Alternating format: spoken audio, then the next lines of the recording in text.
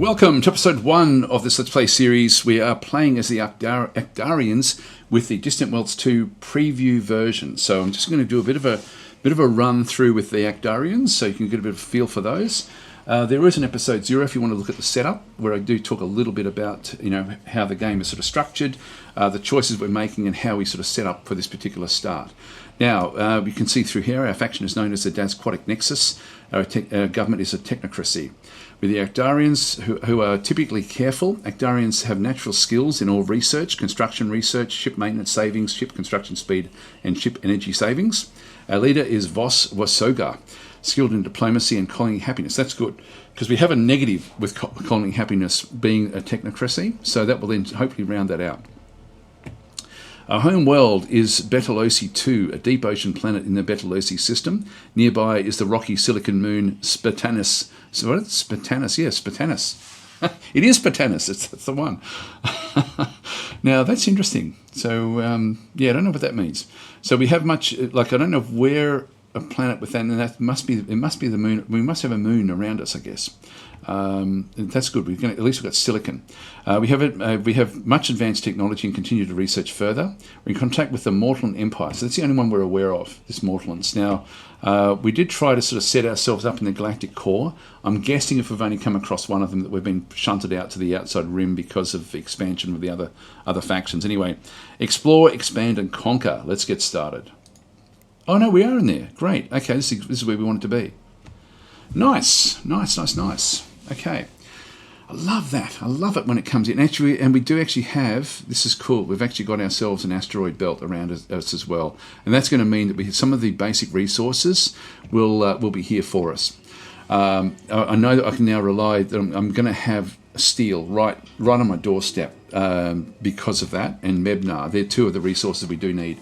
Now, this is the storyline. So we start off with the Ocean of Stars. In the ancient Ackdarian undersea city ruins, which are going to be on our home world, the great ocean of stars awaits us. What or who will you find there? In centuries past, actually, there's a whole lot of blurb there. You can read all that if you're wanting to.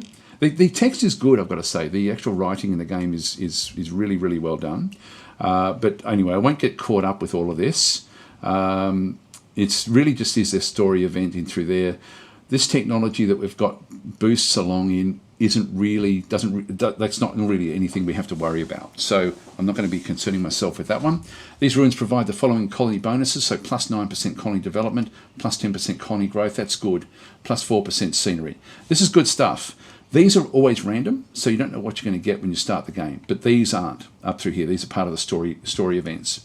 So I'm going to dismiss that. Now it's going to unpause. I'm just going to quickly put it back on pause again because there's a few things we need to do.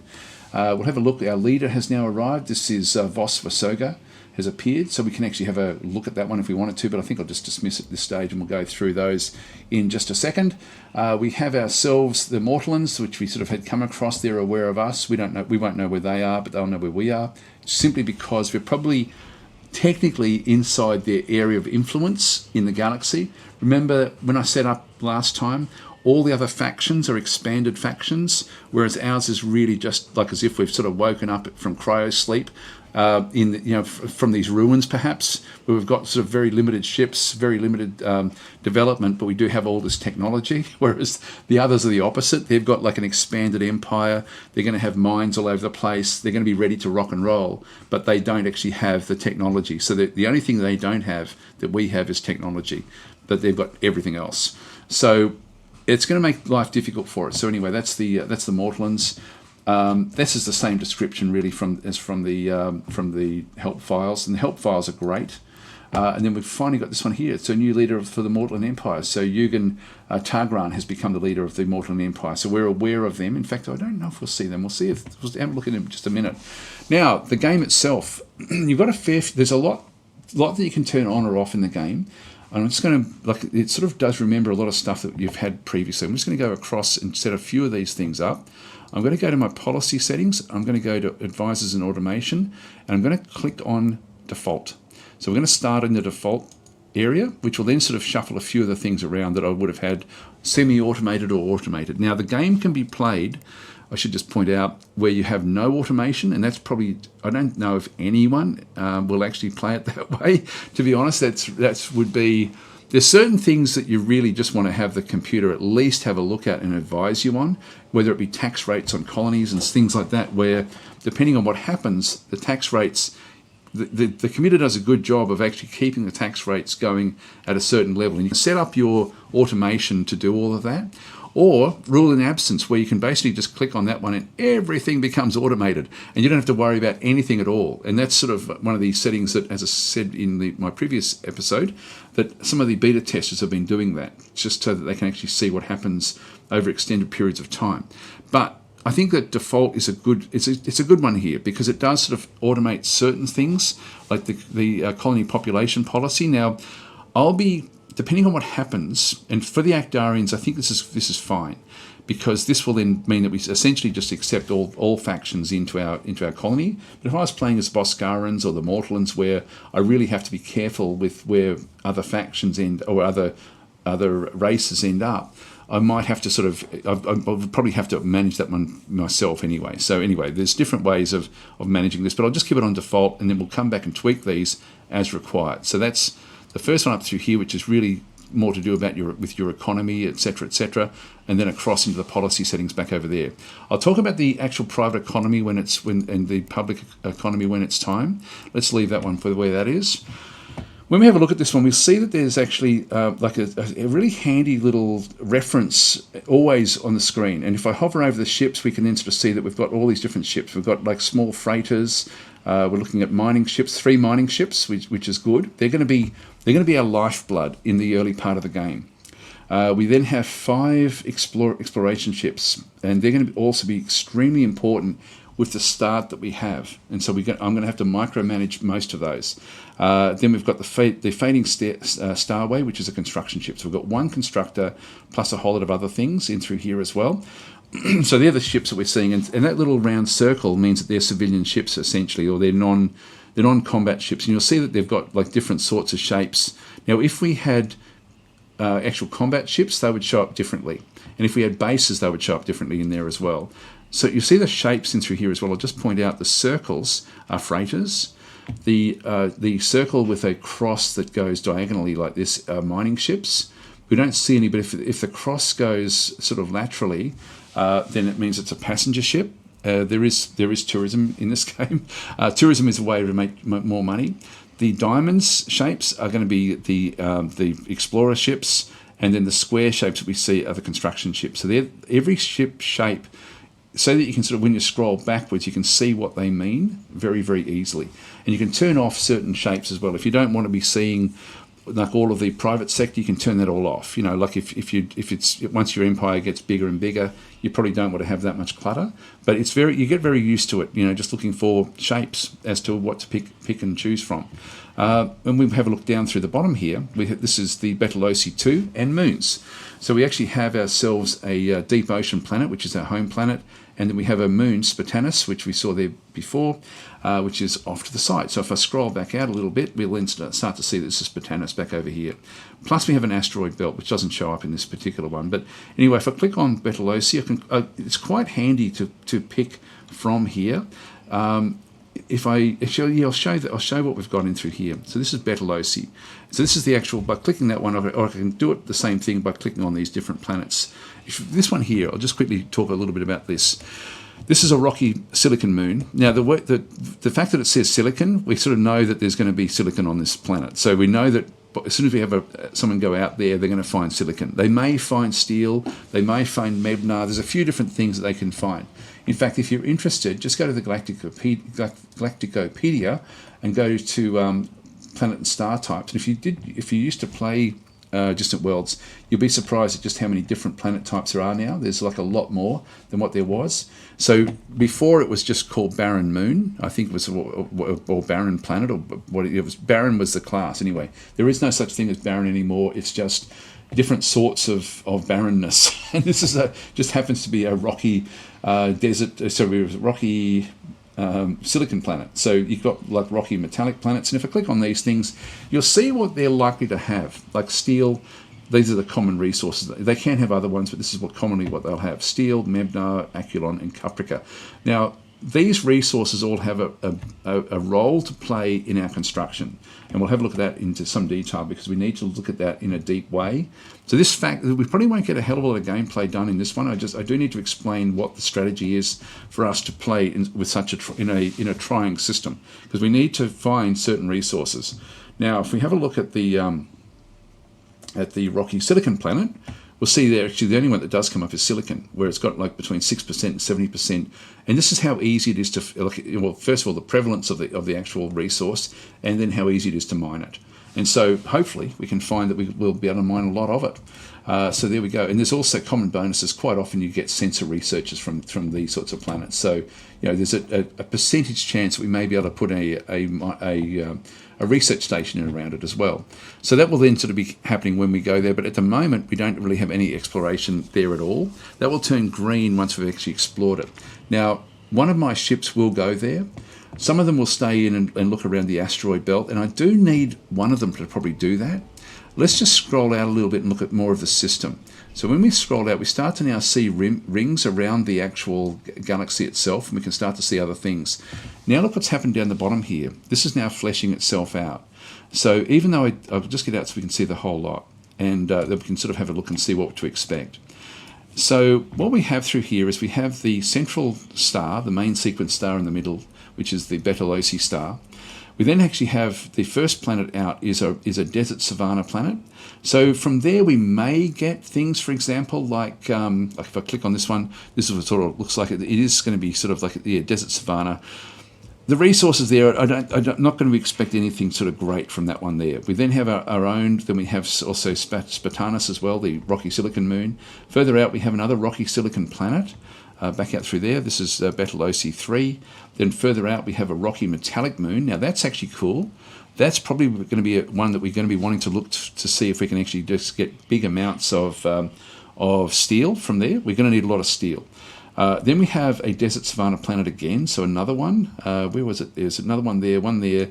So there's another desert savanna planet. Then we have a gas giant. Now we're going to be probably wanting to go straight out to there, because that will be, we should have Caslon. That will be where we have our Caslon, which is our fuel. Then we have another deep ocean moon. Now that's another one as well that's interesting, because we could possibly settle this one and see what that one's got. In fact, what do we have on Betelgeuse?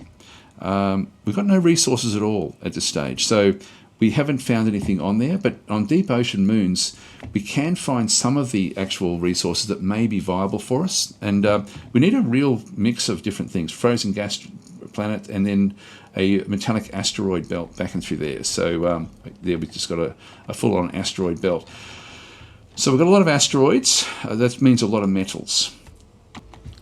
Now, to put into perspective what we're going to need to do here, and I've got to be very careful what gets built and what doesn't get built. So, and where we spend our money and what we do with our resources. If we go over to the planet and have a look at the resource shortages, it's going to have weird numbers, but I'm really just looking at this number here. When I start to play the game, it will then do what it has to do there. And if I just go to colony, everything's automated, which is fine. Let's go to the planetary shortages. And what we'll see is this is actually what we have on hand. We have 6,000 Caslon, that's the fuel. Then we have construction resources, and there's a lot of them in here. So this is all we're going to have until we can find replacements for them. And it's not a lot.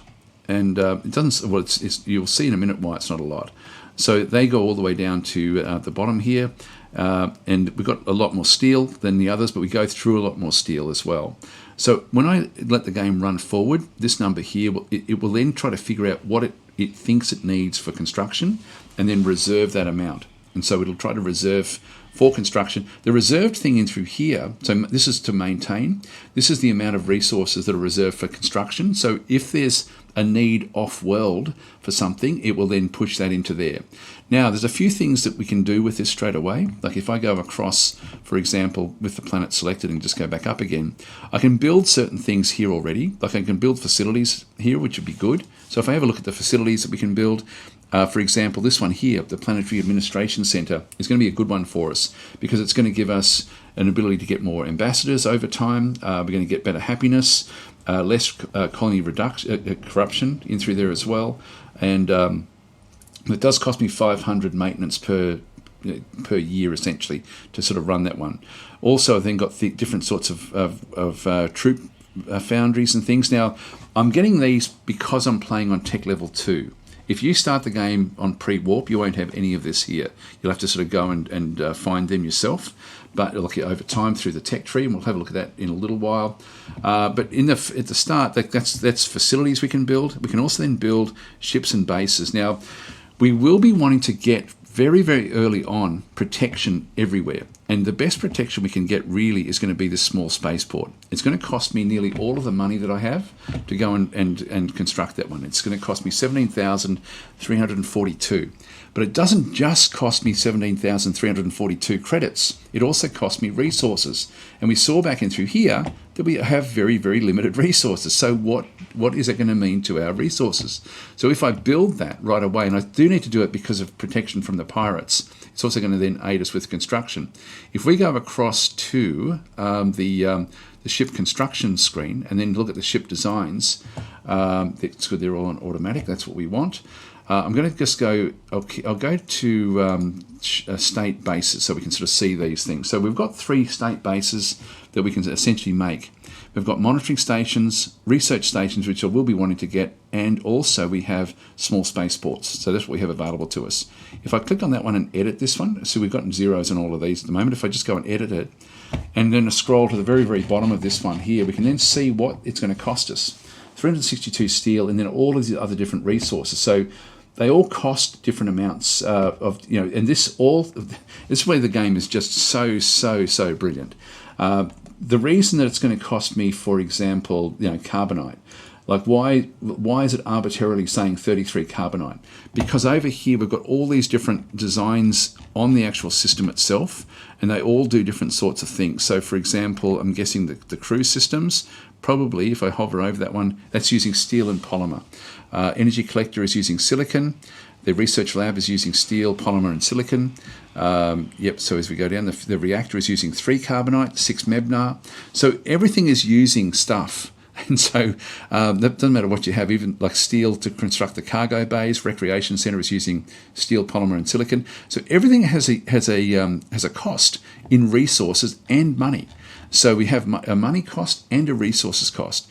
Even our weaponry, like depending on what sort of weaponry you have. Now, I'm not going to tweak this. I'll just leave this for the way that the AI has got it sort of all set up. The shielding as well. That's going to be using sort of more unusual type of resources for the shields. The heavy armor is going to be carbonite and steel and mebnar back in through there as well.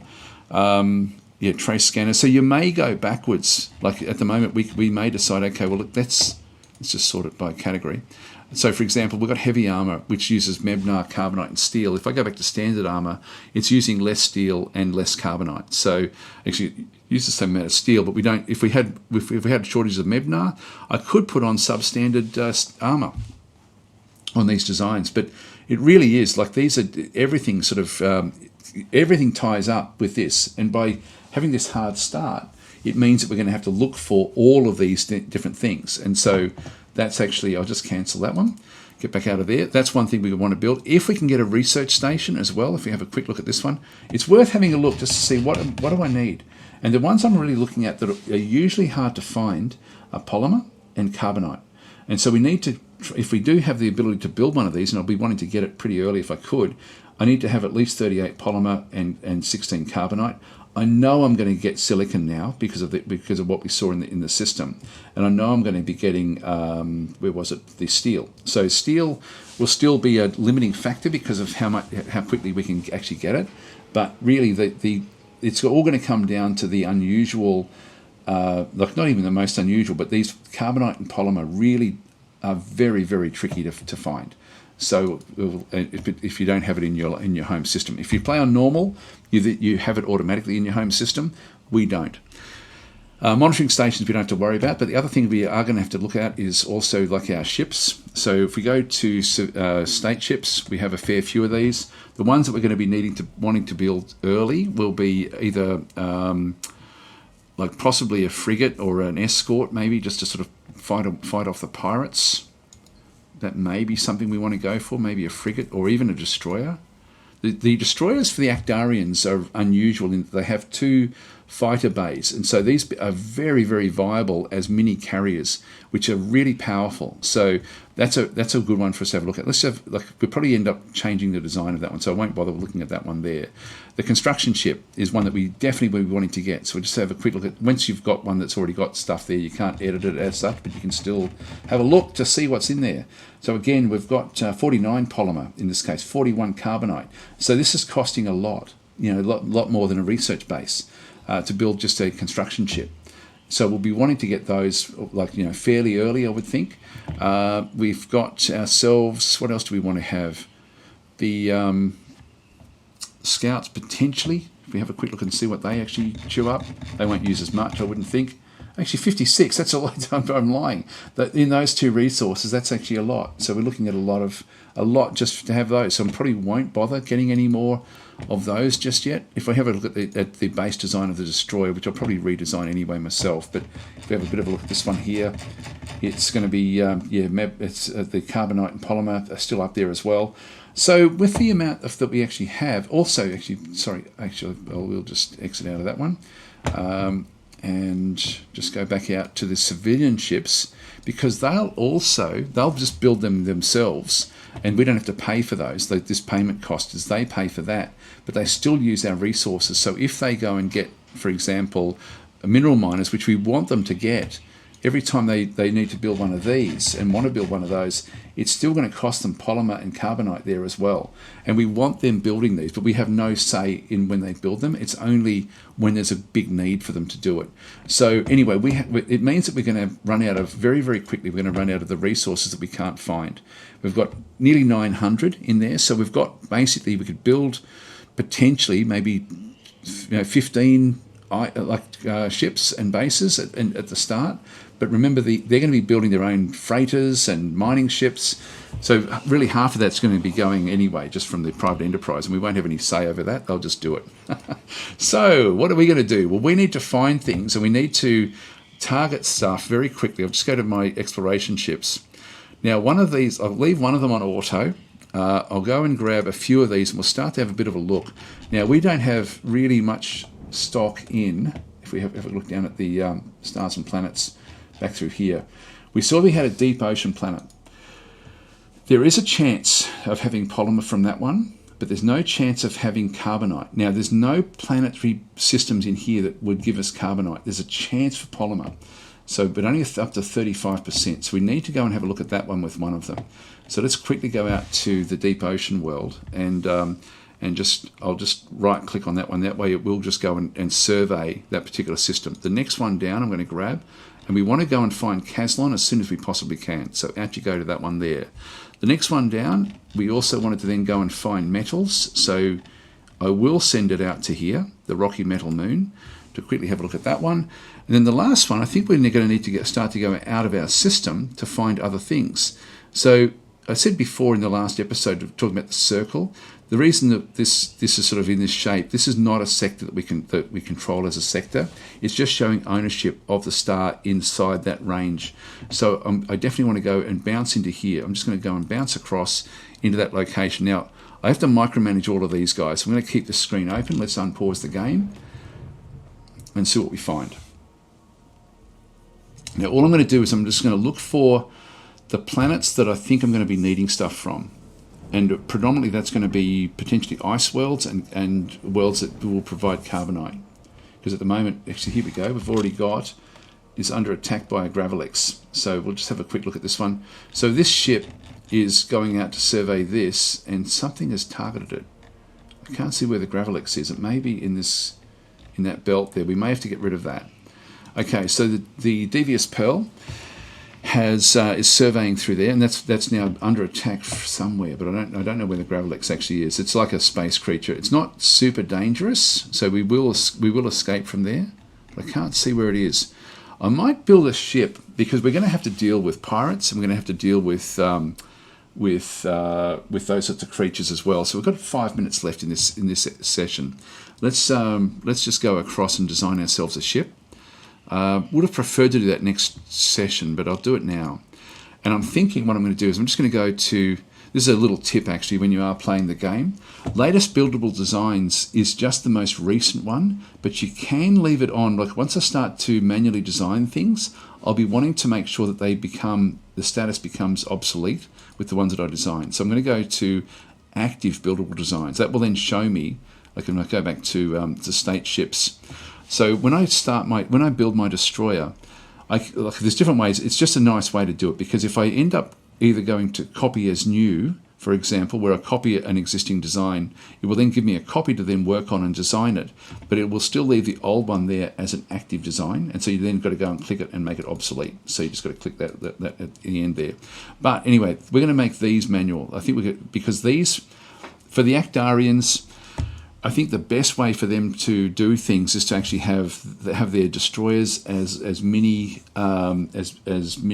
carriers. So let's just go across, and we'll make that one a manual design. So we're now going to be taking control of this particular design for destroyers. That stops the AI from then going ahead and just changing the design when it feels like it. So we're going to go and edit this one, and I'm just going to call this one Destroyer Carrier. All right, now there's a lot of nuance in how to design things. So we're going to have like different things on this ship. Now I'm going to start with like purely, I've got this already sorting by category, which is great. All the components. This will possibly change. At the moment, it would be easier to go to latest per category, which then gives us a lot less to look at. But it doesn't give us everything that's as equally important as what we actually have. Like the turbo thruster engine, for example, is by far our best engine, but it doesn't show up in this one because this one is technically on the same level in technology, but the turbo thruster is really what we want to be using, but it doesn't show up. This is where if I auto-design it, it'll probably just make use of this one, which I don't want. So what I need to do is I need to go down to the bottom, and you'll see that there's different bays all over the ship. I'll do a deeper dive at some point in the series. I just want to quickly sort of get this thing worked out. You'll see that this one does actually have a weapon on it already. It's a lance missile when I hover over that one. These other ones don't actually have anything. These are big bays that we can actually have, big hard points. We have small hard points, and this is the limit. So these small hard points can have a limit of up to 19 weight, and whereas the big ones, the empty one and the lance missile, can have up to 120 weight. Now, it doesn't mean that the full 120 has been used up with the lance missile.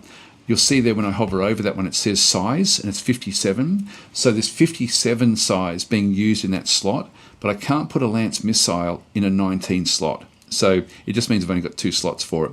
Now, they do already have they've got 2 medium fighter bays in here already. This is perfect for us, because what this will then do is they've each got 8 fighter capacity. That gives us essentially 16 fighters on the actual destroyer itself, which is a lot. And 8 of them will be bombers, which will be very, very powerful at destroying other ships. And the other 8 will be interceptors for fighting off other enemy fighters. So that's going to be working well for us. So that's ideal. Now we do have. In fact, do I need to do anything with this design? Maybe I don't. If that's got that already,